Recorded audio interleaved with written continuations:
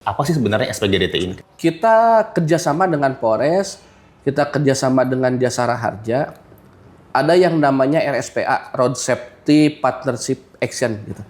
Apakah pasien yang tidak sadarkan diri ini dia pingsan kah, henti jantung kah, atau tidak ada napasnya? Siap. Jadi ini bisa dipelajari oleh orang awam, tidak harus tenaga medis. Jadi orang awam pun bisa mengetahui keadaan si korban seperti apa.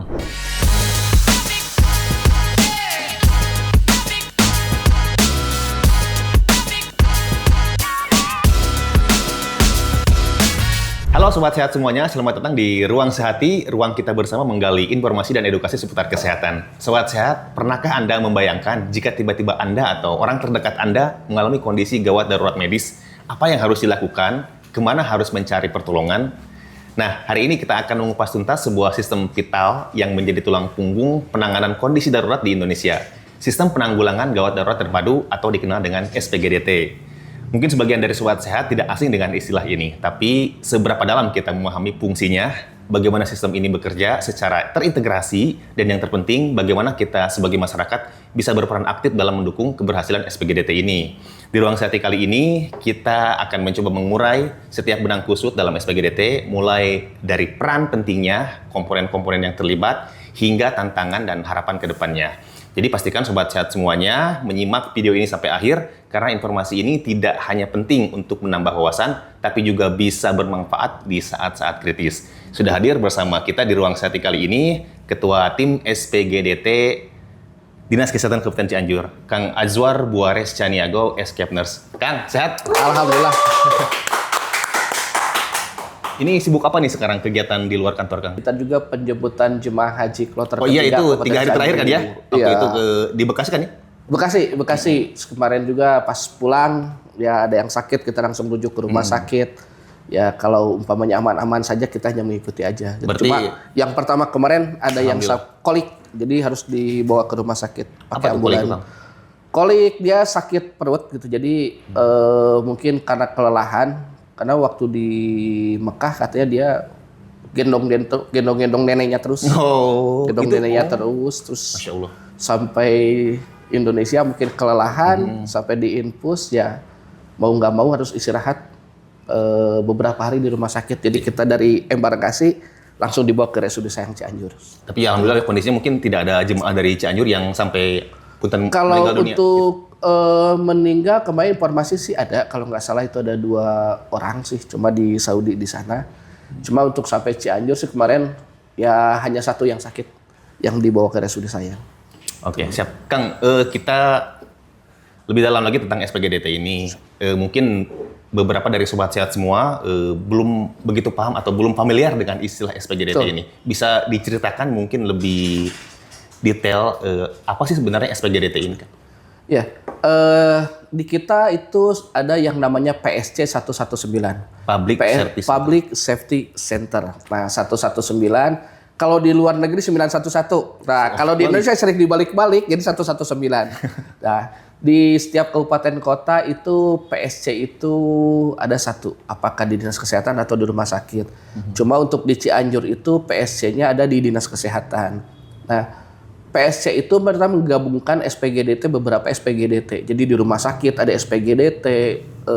Jadi setiap rumah sakit mereka harus ada SPGDT yang terkoneksi dengan kita dengan PSC gitu. Nah, salah satunya adalah kegiatan umpamanya ada rujukan pasien, ada rujukan pasien umpamanya ada yang kecelakaan nih di jalan membutuhkan tenaga medis. Yeah. Nah, ada telepon ke 119 gitu. Kemudian nanti kita juga koneksi dengan SPGDT rumah sakit bahwa ini kita akan mengirim pasien. Nah, sejauh ini sih kita yang sering itu kasus-kasus kebidanan dan kita ada yang namanya siaga on.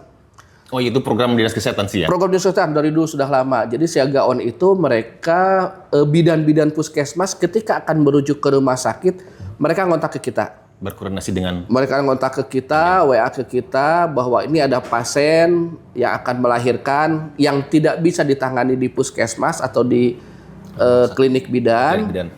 Nah, mereka menghubungi kita via WA. Kemudian Itu operasionalnya 24 jam, Kang? 24 jam, Call 24 center jam kita ada tim 24 jam. Nah, dari kita kemudian kita konsulkan ke dokter, ke rumah sakit. Dari rumah sakit dikonsulkan ke dokter spesialis. Nah, itu yang biasa agak lamanya di situ. Kemudian dokter spesialis bisa ngejawab, oh ini dirujuk ke rumah sakit. Atau oh ini rumah sakit ini penuh. Kita carikan rumah sakit yang kira-kira menampung. Iya, bisa yang bisa masih ada bed yang kosong untuk bisa dirujuk ke situ. Dan itu tujuannya untuk menurunkan angka kematian ibu dan Aki AKB. tentunya. Betul. Nah, setiap program ini kan tentunya mempunyai tujuan atau outcome yang ingin dicapai. Nah, di SPGDT ini sendiri, Kang, jadi ada tujuan jangka pendek, menengah, dan jangka panjangnya. Sebetulnya ini apa sih tujuan ke depannya, Kang, dari SPGDT ini? Ya. Kalau tujuan jangka pendeknya yaitu menangani atau memberikan layanan kegawat daruratan kepada masyarakat. Nah, untuk tujuan jangka panjangnya bagaimana kita antara PSC 119 terkoneksi dengan SPGDT rumah sakit. Nah, di kita ada 7 rumah sakit dan itu belum semua mempunyai SPGDT mereka. Oh, belum di Cianjur belum semua dan tugas kita bagaimana membentuk SPGDT dan terkoneksi antara PSC 119 dengan SPGDT. Contohnya kemarin waktu gempa Cianjur kemarin. Nah, kalau umpamanya kita SPGDT-nya sudah betul-betul berjalan, itu akan lebih bagus lagi gitu. Nah, kemarin kita waktu gempa Cianjur itu seolah-olah kita memindahkan bencana dari satu tempat ke tempat yang lain. Jadi ketika kita ada rujukan dari lokasi bencana, semua bertumpuk di rumah sakit Sayang. Sedangkan rumah sakit Sayang juga mereka lagi kolaps. Nah, itu kita memindahkan bencana ke rumah sakit Sayang. Nah, seharusnya tidak seperti itu. Kita cari rumah sakit di Cianjur, mana yang kosong, kita kirim ke sana, umpamanya ke Cimacan lah, ke RSDH lah. Itu swasta juga berapa, Nggak cuma rumah sakit Pemda aja? Betul, kalau dalam bencana semua harus menangani. Pembiayaan nanti pemerintah yang nanggung. Nah, dari situ kemudian selain di dalam lingkungan kabupaten sendiri, kita juga mencari di rumah sakit sekitar. Rumah sakit sekitar Kabupaten Cianjur, ke Sukabumi, ke Bogor, ke Bandung. Mereka harus siap siaga untuk menampung pasien kita. Jadi tidak memindahkan bencana ke satu daerah. Kita dibilangnya MCI. MCI itu mass causal incident atau kecelakaan masalah gitu, seperti itu. Jadi kita tidak memindahkan bencana di sini ke semua rumah sakit Sayang. Jadi kemarin tuh kita memindahkan bencana dari satu tempat ke rumah sakit Sayang. Padahal itu tidak harus ke rumah sakit Sayang. Gitu. Betul. Siap. Nah, itu salah satu dengan koneksi antara PSC dengan SPGDT. Jadi mengintegrasikan ya. Betul lah sebenarnya itu. Menggarisbawahi kata gawat darurat atau kegawat daruratan, Kang. Tentunya kan di sini yang dimaksud adalah kegawat daruratan medis ya, bukan non medis. Betul. Nah, ini yang dikategorikan sebagai gawat darurat medis itu apa saja, Kang, yang bisa termasuk klasifikasi di SPGDT ini gitu? Ya. Banyak sih kalau klasifikasi, ada gawat darurat, ada gawat tidak darurat, ada tidak gawat tapi darurat, ada tidak gawat tidak darurat gitu, macam-macam sih. Nah, di kita gawat darurat bagaimana kita penanganan segera kepada pasien gitu yang membutuhkan. Tapi kita sendiri untuk di PSC kita masih menggunakan jejaring puskesmas. Karena keterbatasan pertama tenaga di kita dengan jumlah yang sedikit, terbatas. Kemudian akses, umpamanya ada kejadian di Ciranjang, kita butuh waktu berapa menit gitu ya, umpamanya sampai 15 menit atau setengah jam kita ke Ciranjang. Untuk mempercepat itu kita masih menggunakan jejaring puskesmas. Jadi nanti kita menghubungi puskesmas terdekat untuk puskesmas terdekat yang melakukan penanganan terlebih dahulu gitu. Nah, kita sebutnya PSC 119, di kementerian namanya PSC 119, meskipun untuk nomor kontak 119 kita belum beroperasi secara maksimal. Karena itu kita ada dengan pihak luar, kerjasama betul untuk nomor 119. Nah, Kabupaten Cianjur kemarin instruksi dari Bupati bahwa kita membuat satu call center untuk satu kabupaten, yaitu 112. Oh iya, kemarin dengan dengan Diskominfo 112 itu nanti call centernya ada Diskominfo. Dari Diskominfo nanti kira-kira nih kemana nih? Apakah ke gawat daruratan kesehatan, ke dinas kesehatan, atau ke BPBD, atau ke Damkar, atau ke Dishub, jadi masyarakat bisa mengakses ke nomor 112 itu. Nah, dari 112 nanti apakah ke Dinas Kesehatan atau kemana sesuai dengan kebutuhan. Itu berarti bebas pulsa telepon itu? Bebas pulsa. Semua operator bebas pulsa, termasuk tidak ada pulsa itu bisa menghubungi nomor itu. Gitu. Siap. Dan untuk di sini kan kita melihat kata terpadu dalam artian sistem yang terintegrasi. Betul. Nah, sistem yang terintegrasi di sini tuh bisa diartikan seperti apa gitu, Kang? Nah, itu yang apa yang diintegrasikan di SPGDT ini? Nah, yang disebut dengan diintegrasikan yaitu tadi antara mungkin PSC, kemudian fasilitas kesehatan yang di lapangan seperti puskesmas, kemudian ke rumah sakit. Nah, kita mengintegrasikan semua gitu. Jadi masing-masing punya SPGDT masing-masing disatukan dalam PSC 119. Jadi kita yang mengintegrasikan semua. Gitu. Oke, Sobat Sehat, sebelum kita lanjut, kita tawari dulu minum, Kang. Diminum dulu. Siap, ditampik. Kita ada pisang, ada jeruk, ada wah, mantap. Sehat banget. Germas sesuai dengan slogan sehat banget, masyarakat sehat. Mantap. Nah, gini Kak Agus, lupa nih. Kita ada Siaga On. Ya, Siaga On itu rujukan yang dari puskesmas. Itu sebulan WA yang masuk ke kita itu kurang lebih 400 sampai 400 ya, rujukan baik ya kebanyakan sih kasus-kasus kebidanan. Jadi sangat banyak sekali gitu ya untuk yang pasien rujukan, apalagi Bupati kita kan spesialis obgyn. Betul, beliau sangat concern dengan AKB, kemudian dengan kasus-kasus kebidanan. Nah, 112 pun beliau sangat concern gitu ke 112, sehingga untuk kasus rujukan yang mudah-mudahan sih bisa menurunkan AKB. Harapannya seperti itu. Betul. Nah, untuk peran serta masyarakat sendiri, Kang, partisipasi masyarakat baik umum maupun khusus juga penting dalam SPGDT. Masyarakat dilibatkan dalam memberikan pertolongan pertama dan menggerakkan kesadaran tentang pentingnya penanganan gawat darurat yang cepat. Nah, sejauh ini apakah ada upaya-upaya dari internal kita Dinas Kesehatan atau Pemda terkait dengan peran serta masyarakat terhadap program SPGDT ini? Ya, kita kerjasama dengan Polres, kita kerjasama dengan Jasara Harja. Ada yang namanya RSPA, Road Safety Partnership Action gitu. Dan di situ tuh bagaimana kita mengurangi angka kematian dan mengurangi angka kecacatan juga. Gitu. Nah, kita mengedukasi masyarakat bagaimana penanganan kecelakaan. Kita sudah berapa kali dengan Polres, dengan Jasara Harja. Hari Minggu kemarin pun kita kerjasama bagaimana masyarakat, bagaimana penanganan kecelakaan yang sebetulnya kecelakaan itu tuh bisa ditangani di rumah sakit.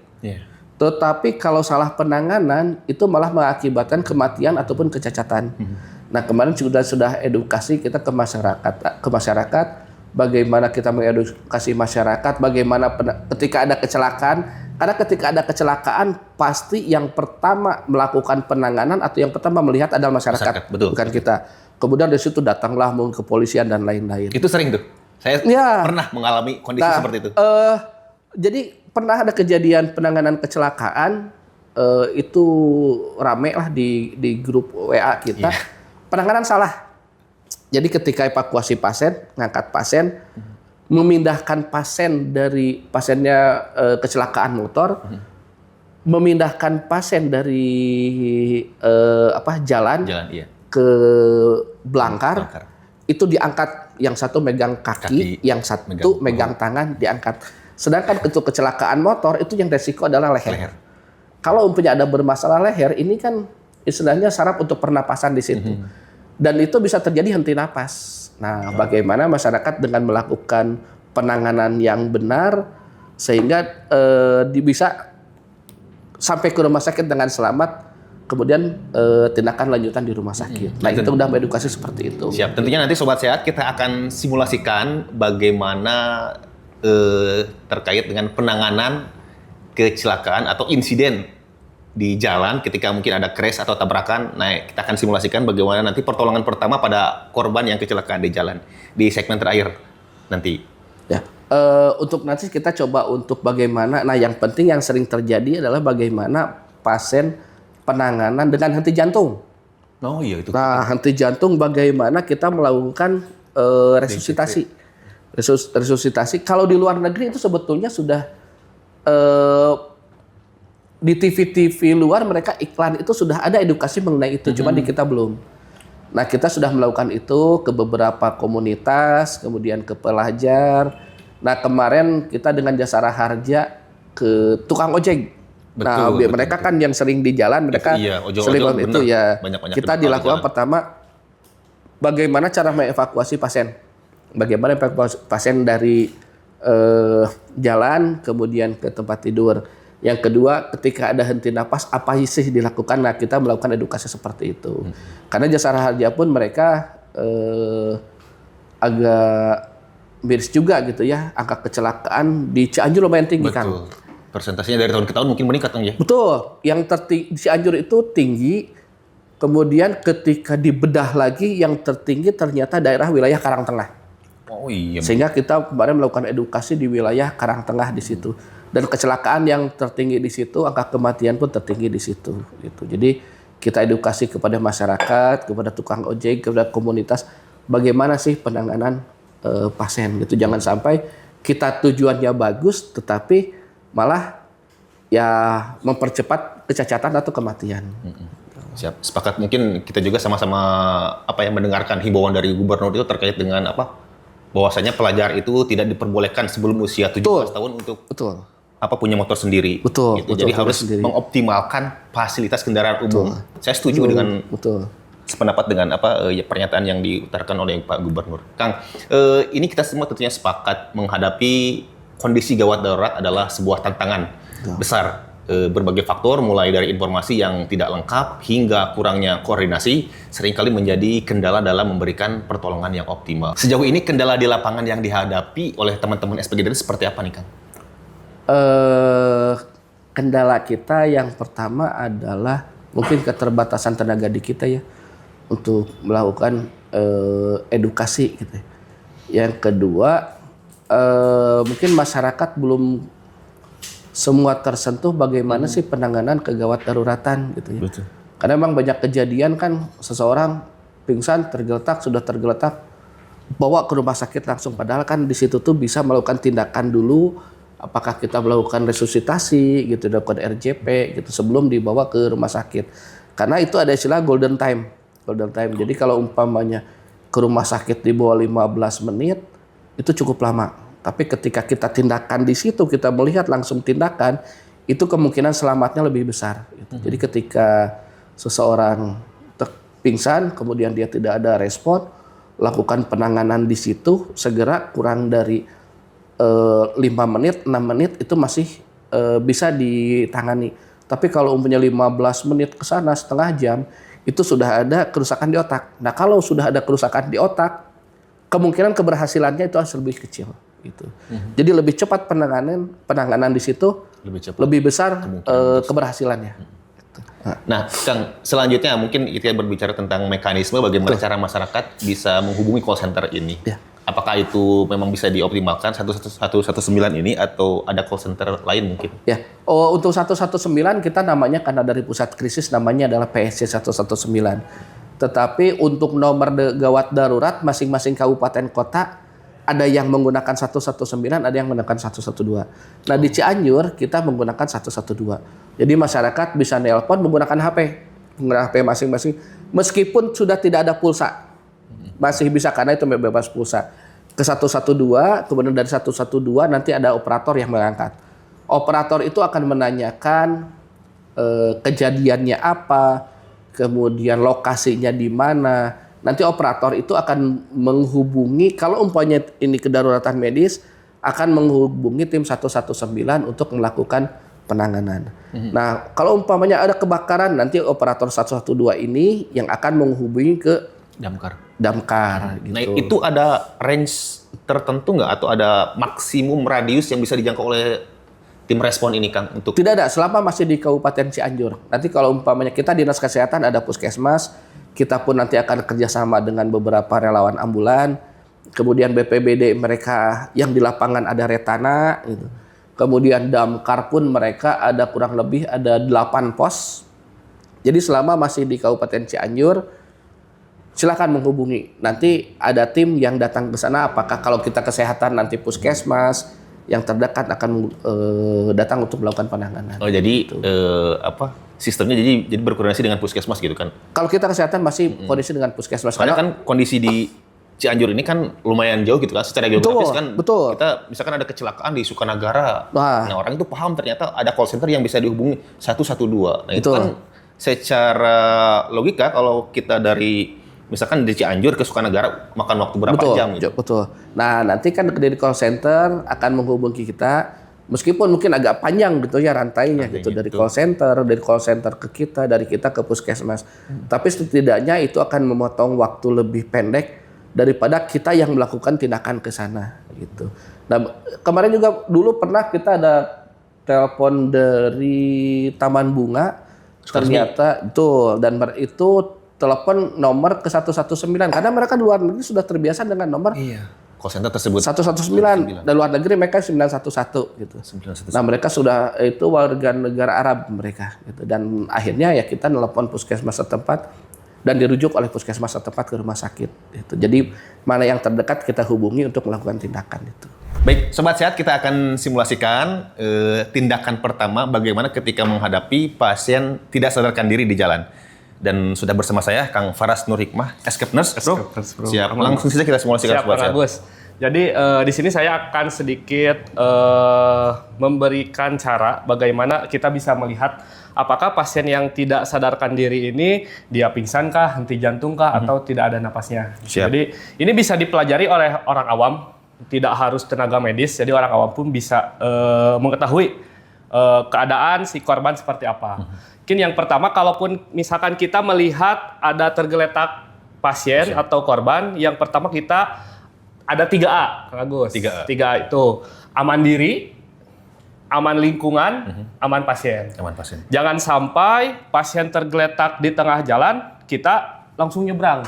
Bukannya mengamankan pasien, malah kita yang jadi korban. Tapi kan kadang-kadang orang tuh ada yang tremor ketika lihat darah gitu. Ya. Beberapa orang, termasuk saya sendiri juga ketika lihat ada korban di, gempur gitu. Nah, jadi minimal kalaupun kita mau menolong, kita harus tolong diri kita sendiri dulu. Kalau udah siap, baru kita pastikan kita siap untuk menolong. Itu tadi yang pastikan yang pertama itu 3A. 3A. Aman diri kita, aman lingkungannya, baru ketiga aman pasien. Dompet aman? Aman. Aman, harus aman. Nanti kalau tidak ada dompet aman, yang di RJP dompet. Nah, siap, jadi kita pastikan sudah aman. Ketika sudah aman, baru kita datangi pasien. Siap. Kalau kita sudah mendatangi korban, yang pertama kita lakukan adalah untuk cek respon. Cek respon itu tadi caranya ditepuk-tepuk boleh atau dicubit boleh. Yang lebih simpelnya kita ditepuk-tepuk aja pundaknya. Itu ada bagian bagian badan yang khusus atau? Enggak, yang penting bisa? Kita merespon, kita pengen mengetahui apakah dia berespon atau tidak. Nah, ditepuk yang keras, tapi jangan terlalu keras juga. Ditepuk yang keras, Pak, Bu. Nah, ketika pasien tidak berespon karena kita sebagai orang awam, kita minta bantuan, minta tolong ke orang lain. Misalkan ada tukang ojek atau siapa, Pak minta telepon 119 atau Pak minta ambulan. Nah, ketika kita sudah meminta pertolongan, kita selanjutnya melakukan pengecekan nadi. Nah, dicek tadi di leher, jangan nadi kita, nadi pasien. Kalau nadi kita pastikan ada, karena kan mau menolong. Jadi kita cek nadi pasien 2 jari, Kang Agus, 2 jari gini, bukan 2 jari ini ya, 2 jari cek pasien. Atau kemana-mana ya kita cek nadinya. Jika tidak ada nadi atau tidak ada tekanan di leher, berarti pasien ini tidak sadarkan diri atau henti jantung. Yang ketiga, kita harus lakukan RJP itu tadi, resusitasi jantung paru. Jadi menekan. Tekniknya kita berada di samping korban, tangan ini di area dada. Di area dada, di tengah-tengah namanya adalah midsternum kalau secara medisnya. Nah, kalau paling memudahkan itu pokoknya di area dada sejajar dengan puting susu. Aduh, nggak apa-apa. Susu bendera. Nah, di tengah-tengah, tangan disimpan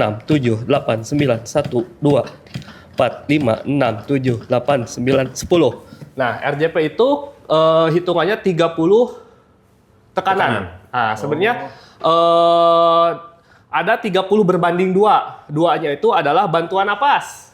Nah, karena ini orang asing yang tidak kita ketahui, itu tidak disarankan untuk di bantuan napas. Napas buatan maksudnya gitu? Ya, kecuali kalau misalkan kita mengetahui korbannya ini adalah keluarga kita, saudara kita, anak kita, atau siapapun yang kita mengetahui bahwa korban ini kesehatannya aman, baru kita bisa berikan napas buatan. Teknik napas buatannya itu, ini anggap saudara kita ya. Dagunya diangkat ke atas. Bukan bibirnya yang di pipi gituin? Enggak. Bukan. Ini dagu diangkat ke atas supaya aliran atau jalan napasnya terbuka. Hidungnya ditutup biar tidak ada napas yang masuk melalui hidung. Siap. Baru kita tiup. 1. Itu selama 2 kali. Kasih jeda selama 1 detik. 1, tahan, kasih tiupan lagi. 2. Ya. Setelah 2 kali kita lanjutkan lagi RJP selama 30 dorongan. Detik lagi. 30 tekanan. 30 tekanan. Nah, itu dilakukan selama 5 siklus. Berarti 30 kali 5. Setelah kita melakukan tekanan 30 kali 5 siklus, kita lalu terakhir cek responnya. Apakah si pasiennya sudah ada nadinya atau sudah bernapas. Yang pertama kita cek nadinya dulu. Kita cek nadinya, ternyata nadinya ada. Berarti kita langsung cek napas. Cek napas itu ada 3. Look, listen, and feel. Jadi lihat, dengar, dan rasakan. Gitu. Yang dilihatnya apa? Yang dilihatnya itu adalah tadi dada. Hembusan dada, apakah berkembang atau tidak.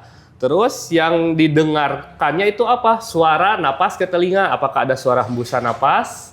Yang dirasakannya apa? Adalah udara. Di pipi kita apakah ada udara hembusan napas. Jadi tekniknya seperti ini. Kita lihat dadanya, ada ngembang atau tidak. Terus kita dengarkan ada suara napas atau tidak. Terus kita rasakan apakah ada hembusan napas di pipi kita atau tidak. Kalau sudah ada berarti pasiennya dia sudah kembali stabil. Nah, tapi belum sadar. Kalaupun misalkan sudah kembali stabil, ada nanti tekniknya itu nanti ada miring mantap atau recovery position. Sekarang Kang Agus jadi pasiennya. Oh siap, baringan di sini? Ya, nih. Ini untuk mundur Kang sini. Nah, ini kita teknik kalau misalkan sudah melakukan tadi bantuan, pasiennya sudah sadar, nadinya sudah ada, napasnya ada. Kita harus melakukan teknik ini.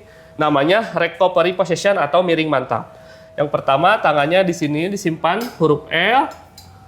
Tangan kiri jadi bantalan di pipi. Nah, tidur.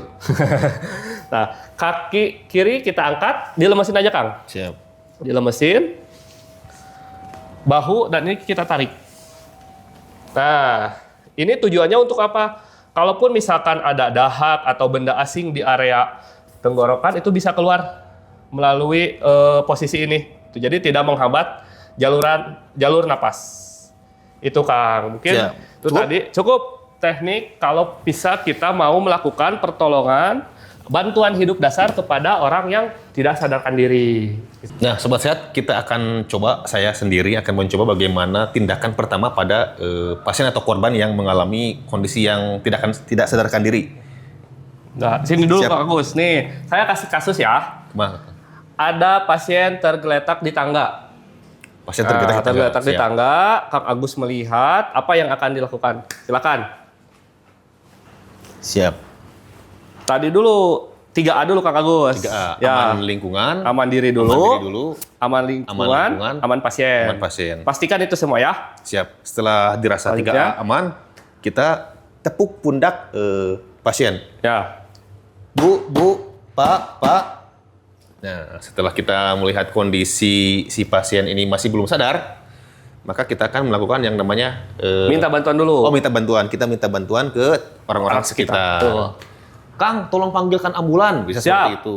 Saya panggilkan ambulan sambil menunggu ambulan datang. Nah, kita lakukan tindakan yang namanya resusitasi jantung paru. Jadi caranya tangannya seperti ini. Cek nadi dulu.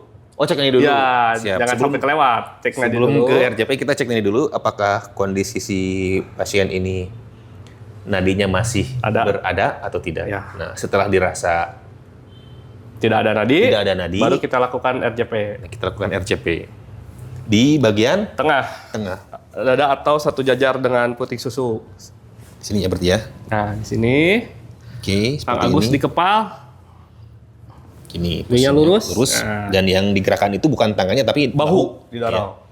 1 sampai 30. 30 berarti hitungannya 1 9. Terserah seenaknya mau 1 sampai 30 boleh atau 10 boleh, silahkan. Siap. Biar gampang mengingat sampai 10 boleh. 1 2 3 4 5 6 7 8 9 10. 1 2 3 4 5 6 7 8 9 10. 1 2 3 4 5 6 7 8 9 10. Nah, tuh tadi kan kalaupun saudara itu tadi ada 30/2 diberikan napas buatan. Karena ini orang asing, Kang Agus selesaikan 30 tekanan kali 5 tadi. Nah, setelah 5 siklus tadi baru cek lagi nadinya. Nah, gitu setelah 5 kali dilakukan RJP ini. Ya, dicek lagi. Cek lagi nadinya. Nah, setelah mungkin kondisi nadinya. Ini kalau nggak ada nadinya gimana? Dilanjutkan lagi RJP lagi, 5 siklus lagi. Ya, sampai ambulan datang, sampai atau ada tenaga medis yang lebih berkompeten. Kalaupun misalkan di ambulan masih belum ada nadi sampai merujuk ke fasilitas kesehatan harus tetap dilakukan RJP. Ya. Oke. Jadi sampai fasilitas misalkan ini berdenyut lah ada nadinya. Ya, nah, setelah dirasa ada nadi, kemudian kita pastikan lagi atau cek nafas tadi, 3 langkah tadi. 3 langkah lagi, cek nafas, kemudian look, listen and feel. Lihat, dengarkan dan rasakan. Jadi lihat dadanya dilihat ini. Ya, apakah ada denyut, ada tekanan? Ya. Terus rasakan kemudian, di area pipi. Rasakan di area pipi apakah ada hembusan nafas? Betul. Kemudian dengarkan apakah ada didengar suara nafas. Ya. Oh, iya. Kalau pasien ada, tadi posisikan pasien tadi seperti yang saya telah praktekkan ke Kang Agus tadi, posisi recovery position. Recovery position. Itu mungkin Kang Agus untuk secara singkat bagaimana penanganan bantuan hidup dasar kepada orang yang tidak sadarkan diri, khusus untuk orang awam.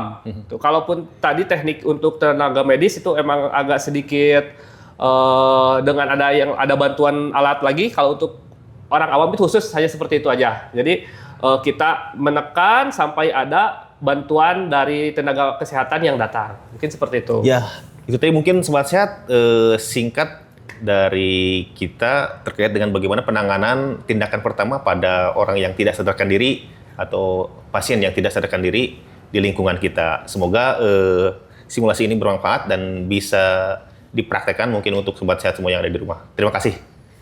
Nah, Kang, harapan ke depan nih dari program SPGDT ini sehingga masyarakat Cianjur bisa merasakan manfaat dari hadirnya layanan SPGDT ini seperti apa nih, Kang? Ya, pertama masyarakat bisa memanfaatkan call center 112 ya. Nanti terintegrasi dengan beberapa LPD. Yang kedua, kalau umpamanya teman-teman nih, Sobat Sehat mempunyai teman komunitas ingin dilatih melakukan bagaimana cara melakukan BHD, resusitasi, kemudian cara melakukan kasus tersedak, bagaimana penanganannya, atau mungkin ketika ada kecelakaan bagaimana penanganannya, siap menghubungi kami, kita kerjasama bagaimana sih cara penanganan. Nanti tim kita akan ada yang turun dan melatih kepada masyarakat, yang diharapkan sih bisa pertama menurunkan angka kematian, yang kedua menghindari dari kecacatan. Itu teman-teman semua atau Sobat Sehat semua di rumah bisa DM langsung via Instagram Dinas Kesehatan ataupun ada nomor kontak mungkin Kang WA yang bisa kita share ke Sobat Sehat di rumah? Ada, nanti kita share nomornya. Nanti kita cantumkan di bawah ya teman-teman, di deskripsi di bawah kita cantumkan call center untuk misalkan teman-teman ingin berkonsultasi ataupun ingin sedikit mempelajari tentang bagaimana penanganan kegawat daruratan di jalan. Nah, Kang, kita tahu ini sebetulnya sudah di-launching apa belum nih, Kang? 112 ini? 112 kita masih persiapan kemarin, sudah mulai pembuatan akun. Habis pembuatan akun nanti kita coba simulasikan. Habis simulasi mungkin kita akan melakukan simulasi gitu. Dan ini adalah leading sektornya di Diskominfo. Ini tuh sebetulnya 112 ini program daerah kah atau nasional sebetulnya? Sebutnya nomor 112 atau nomor nasional. Jadi jangan kaget kalau umpamanya ada telepon lagi kita di Cipanas tiba-tiba nyambungnya ke Bogor. Karena itu udah program nasional gitu. Nah, ada kemungkinan seperti itu karena kemarin 119 pun ada kejadian nomor kontaknya di Sukaresmi tapi nyambungnya ke Bogor. Emang itu kan kebijakan dari operator. Jadi jangan kaget kalau nyambungnya ke luar kota. Nanti sih dari luar kota akan disambungkan lagi ke kita bahwa ada kegawat daruratan di daerah Cianjur. Nah, nanti penanganan tetap dari Kabupaten Cianjur. Berarti gitu. Sejauh ini ketika mungkin kita berbicara pada saat nanti setelah launching program 112 call center ini, apakah nanti ke depannya 119 ini akan terus dipakai atau mungkin 112 yang akan lebih berperan untuk membridging ke masing-masing perangkat terkait dengan kegawat darurat ini? Ya. Untuk 119 sejauh ini nomor kita masih ke pusat ke NCC, National Command Center. Betul. Dan untuk nomor di kita sementara kita masih menggunakan yang Diskominfo 112 itu. Tapi timnya tetap namanya tim PC 119 karena di kementerian di pusat krisis namanya masih PC 119 meskipun nomor daruratnya ke 112 tapi timnya tetap 119. Itu Sobat Sehat ya, jadi tidak ada perbedaan, hanya mungkin mengintegrasikan dari yang tadinya 119 itu lebih spesifik ke gawat darurat medis. Nah sekarang 112 itu lebih membridging semua penanganan baik medis maupun non medis. Seperti itu mungkin Kang ya. Betul. Baik, kita sama-sama berharap bahwa implementasi SPGDT akan terus ditingkatkan dan disempurnakan. Dengan begitu kita bisa memastikan setiap masyarakat Cianjur khususnya mendapatkan penanganan gawat darurat yang cepat, tepat dan juga efektif. Terima kasih banyak Kang Azwar. Siap, sami-sami hari ini yang sudah meluangkan waktu untuk mengenai lebih dalam tentang SPGDT. Ini bukan sekedar sistem, tapi sebuah harapan besar bagi kita semua agar bisa mendapatkan pertolongan yang optimal saat dibutuhkan. Like jika Anda suka video ini, bagikan jika dirasa bermanfaat, dan subscribe untuk terus mendapatkan informasi terupdate seputar kesehatan. Sampai jumpa di video Ruang Sehat berikutnya. Salam sehat tanpa tapi.